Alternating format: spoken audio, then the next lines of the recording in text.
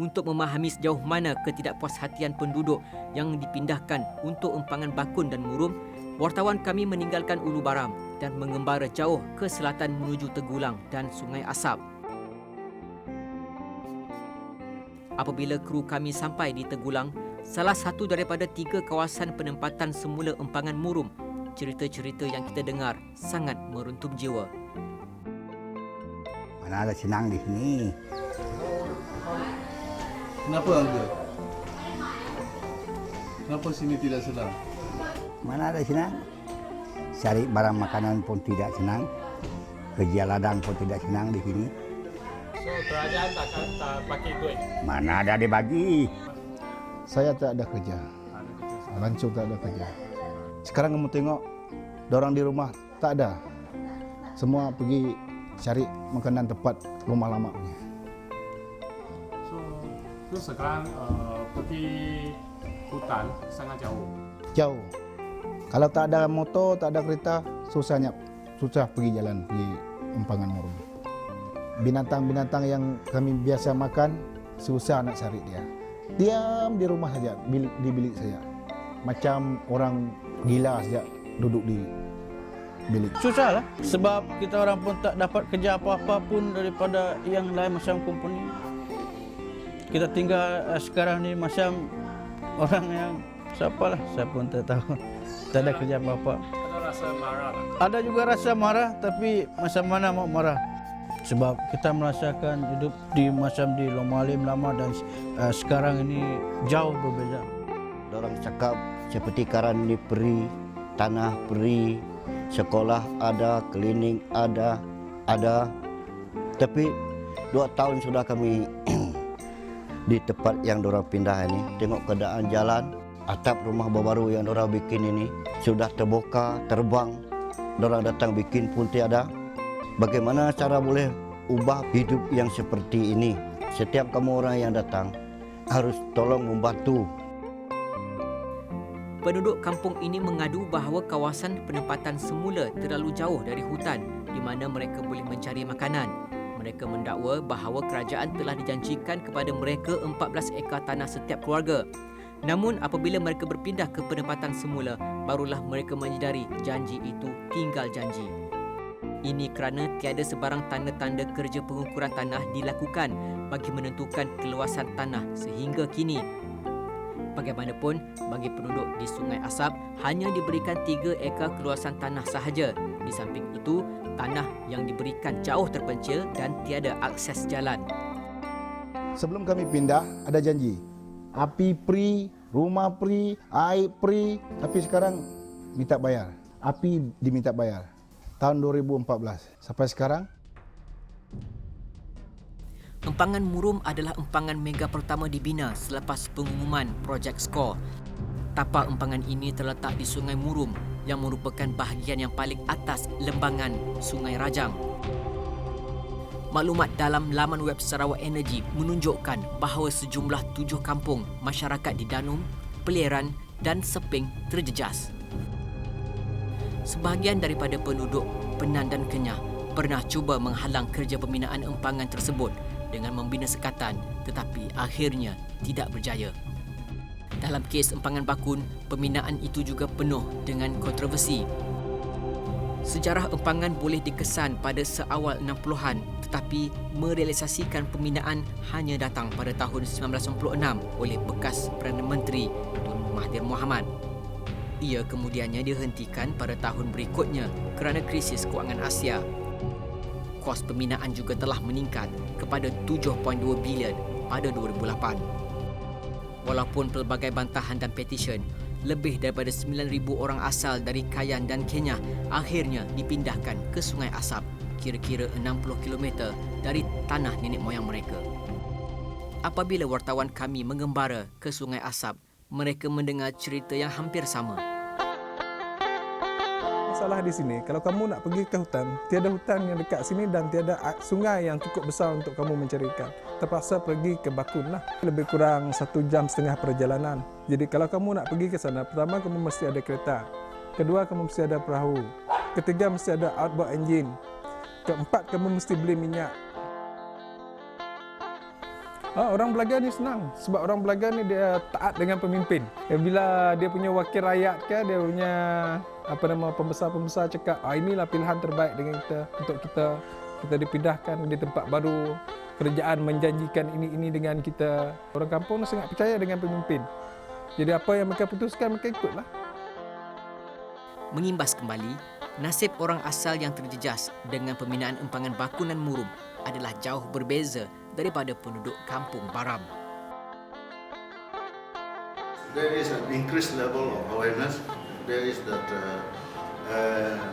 not in terms of only the level of felt by an individual, but getting in terms of the number of people getting more involved, getting information. One thing I think because the extent of information, sharing of information is also much better than those days. Thirdly, of course, being able to also move around in terms of communication among the people. If you look at the community level, now they also feel the need to participate, to be able to be involved in decision making on matters that affect them. For Bakun, there were a lot of protests, but the people themselves were scared. They were scared that they were being arrested. They were scared that they get fines and all that. Make a lot of police report, which they never did before. They come in and make police report, and they go to the lawyer, ask the lawyer to sue him and all that. So this is something that is something new lah. They go to all these ketua masyarakat, the village head and the community head. They protest in front of the house there. So the ketua masyarakat are becoming more weary, offending the people now. Because the ketua masyarakat try to get the government to arrest us. So their people are not happy with that. They go and protest. For Murum Dam, they had a blockade only when the dam was already built. It's almost about 50% built and then they start. But for Baram, they start to protest and do the blockade when they did the geological study. Government has not spent so much money on Baram yet. Whereas in Bakun, they have bought the cement, they have brought in the contractor, everything. Bagi orang asal, mereka semakin menyedari bahawa apa-apa cadangan pembangunan tidak harus menjadi satu proses yang membabitkan satu pihak sahaja. Penduduk tempatan perlu dirujuk dan mereka mempunyai hak untuk terlibat dan membuat keputusan juga. People start to question back, right? Why the government never respect our rights to our land? Why the government never respect our rights to the resources that our people have been living, depending upon for many generations? Because these are the very things that we need in life. So to them, it itself is a kind of security. The government is trying to give as little information as possible. They don't follow the international standard. If you look at the international standard, the United Nations Declaration on the Rights of the Indigenous People, UN RIP, they call it. Malaysia signed that. That require what we call the FPIC, the free, prior and informed consent. Information should be given freely to the people affected. Not only information is freely given, but the people must be consulted. We want somebody to sit in the panel, not just the people from the village, but we want the people, a lawyer, economist, and all these people employed by the village people to be part of the decision making. They should have full consultation in the village and bring this up to the government.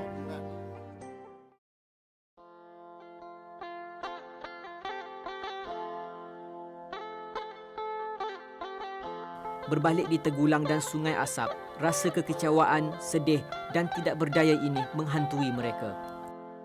Mereka percaya tidak banyak yang boleh dilakukan untuk membantu mereka keluar dari dilema ini, termasuk melalui politik. Kerajaan pun saya tidak undi, pembangkang pun saya tidak undi. Bapak saya dulu pernah ikut dorang PKR. Sampai sekarang bapak saya sudah meninggal. Apa yang PKR buat bagi mereka? Sama juga kerajaan pun macam itu, PKR pun macam itu. Sama sekali, tidak ada beza. Biarlah saya duduk tengah-tengah. Undi pun sama saja. Untuk apa kita mengundi kerajaan? Kita undi pun Tahun lepas kita undi makin lagi di bawah lagi kita. Pembangkang pun tidak mau. Pembangkang mau. Tetapi bagi penduduk di Baram, mereka mempunyai pendapat yang berbeza. Saya tidak mau itu kerjaan punya, tidak mau. Banyak duit pun dia. Mana ada dia tolong seorang. Dia orang bilang, mau jeraya dengan kamu orang. Berapa tahun sudah, saya sudah tua, belum juga ada itu. Saya merayu kepada kawan-kawan lain, saudara-saudara yang di Baram ini, especially orang yang menyokong Parti Barisan Nasional itu, sedarlah diri. Kalau Parti Barisan itu akan mencabut hak, akan memindahkan kita, membuat kita sebagai orang pelarian di negeri kita sendiri. Saya harap politik kita ini kali kasih rebah ini BN. Wartawan kami juga menemu bual Dennis Ngau, Adun Telang Usan dan Michael Teo dari PKR berkenaan rasa tidak puas hati rakyat terhadap projek empangan. And I must admit from the government's point of view, on government side, kita agak lebab dari segi mengeluarkan info yang tepat. But for NGO yang so-called environmentalist, they will not like this thing. They want the nature to be kept as it is. Doesn't matter what happened to the rakyat. You can live as you are 100 years ago. It doesn't matter. As long as you don't cut the trees. This is what some of these NGOs is doing. Of course, on the opposition side, whatever the government do, when it bring positive change to the rakyat, they will try to discourage the rakyat. Now, if you have been to Baram, you look at it. If you come from Kuching, Bandar Kuching, or you come from Kuala Lumpur, I'm sure what you see there, teruk lah. Kita tidak boleh avoid orang menerima berbagai maklumat, especially dengan adanya smartphone sekarang. Every day you buka benda-benda yang betul, tak betul, yang positif, negatif, semua ada sana. That's why we always advise our people to think twice whenever they receive information melalui ini ataupun apa yang orang ungkapkan. Think twice about it. Kebencian penduduk tempatan mengenai projek empangan Baram begitu mendalam bahawa ia juga dicerminkan dalam undi politik. Wakil BN bagi kerusi Parlimen Baram, Anji Ngau, menang tipis dengan hanya 194 undi majoriti dalam PRU 13, mengejutkan ramai pihak. Sama seperti kebanyakan kawasan pedalaman Dayak yang lain, kerusi Baram sentiasa menjadi salah satu daripada kerusi deposit selamat daripada BN. Dalam 3 PRU lepas, BN telah memenangi kerusi ini tanpa bertanding sehingga 2013. Mungkin ia adalah penentangan kuat daripada penduduk tempatan yang mendorong Ketua Menteri Sarawak Adnan Satim mengumumkan moratorium empangan Baram pada 4 Ogos 2015. Dalam perda kita mendengar dam ini ditangguh, kita memang ada rasa ringan sikitlah. Kita ada masa untuk kerja buat lain. Tetapi dalam pada itu pun kita masih juga berkumpul di Blok F untuk melihat kepada isu-isu semasa tentang Baram Dam ini. Kerajaan Sarawak ni mungkin dia mau buat melemahkan kita, dia mau manjang-manjangkan hal ini. Sebab ini masa dekat undi, itulah dia henti dia sekejap. Itu dia bilang ditangguhkan. Selagi dia menang nanti, memang dia mau buat. Kalau dia cakap dam Baram dibatalkan, baru cakap yang betul punya dengan buat hitam putih dia. So because of the election, maybe the government say that they want to put it on hold, and then after the election they will start with the dam again. And what are the people going to do? Dan akhirnya berita baik yang ditunggu adalah apabila pewartaan untuk Ulu Baram menjadi tapak empangan telah dibatalkan pada Mac 2016. Bagaimanapun, aktivis anti Baram masih bimbang bahawa kegembiraan mereka hanya sementara dan pembatalan itu tidak muktamad. 1 hari selepas pengumuman pembatalan itu, Peter Kalang memberitahu media bahawa mereka tidak pasti sama ada pengumuman itu hanya satu gimmick pilihan raya kerana kerajaan Sarawak masih mempunyai kuasa untuk mewartakan semula. Oleh itu, apa yang mereka mahu adalah kerajaan Sarawak perlu mengumumkan secara terbuka pembatalan projek empangan Baram atau perjuangan mereka tidak akan berhenti.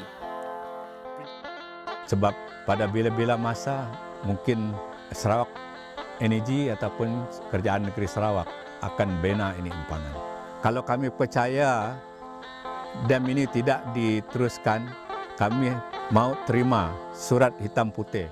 Kalau masih diorang mau buat ini empangan, masih juga kami orang sini. Kalau ini diorang bilang ini empangan tidak dibuat lagi dengan buat hitam putih, oke, seorang berhenti. What we want it to be cancelled. Perjuangan dan penyesalan klasik orang Ulu ini adalah contoh bahawa penindasan terhadap mereka sememangnya tiada pengakhiran. Saya harap kawan-kawan saya di Baram dapat pertahankan hak kamu, harta kamu. Jangan biarkan kawasan kamu orang kena dam empangan macam kami di Murung di sini. Sampai mati pun harus tahan kawasan supaya jangan macam kami di Murung.